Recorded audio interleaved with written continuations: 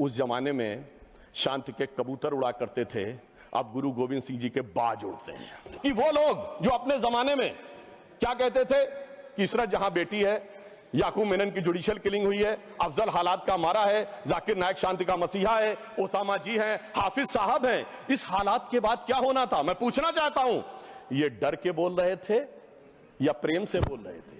या आपकी मोहब्बत की दुकान के सरमाएदार थे या मोहब्बत की दुकान के खरीदार थे?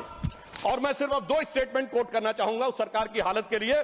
20 जनवरी 2013 को तत्कालीन गृह मंत्री सुशील कुमार शिंदे जी ने जयपुर में वक्तव्य दिया कि आरएसएस के कैंप्स में टेरर ट्रेनिंग की जाती है।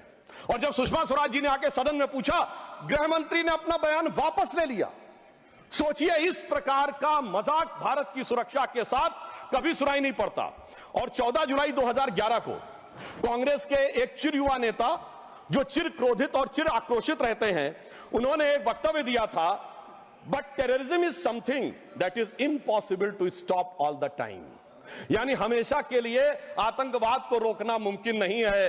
सभापति महोदय, जिस सरकार का चाल चलन ऐसा था, उसके हालात में रोकना मुमकिन नहीं था। पर आज मोदी जी की सरकार है तो मोदी है तो मुमकिन है, वो हमने करके दिखाया।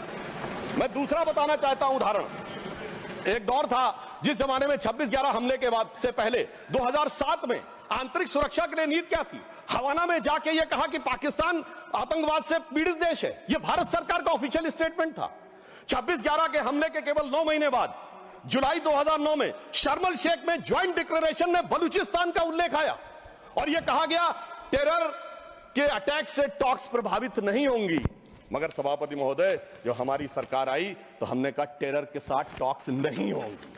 और जब से मोदी जी की सरकार आई है, हमने इस बात को बिल्कुल साफ साफ कर दिया है। और इसीलिए पिछले 11 साल ऐसे जब कोई औपचारिक द्विपक्षीय वार्ता नहीं हुई, सभापति महोदय, क्योंकि जब से हमारे गृह मंत्री जी आए हैं, हालात में जानते क्या बदलाव आया है?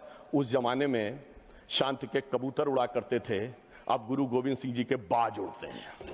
और जिसे हम अपने लखनऊ की भाषा में कहते हैं कि अम्मा मियां वो दिन लद गए जब उस्ताद लल्लू खा फाख्ते उड़ाया करते थे।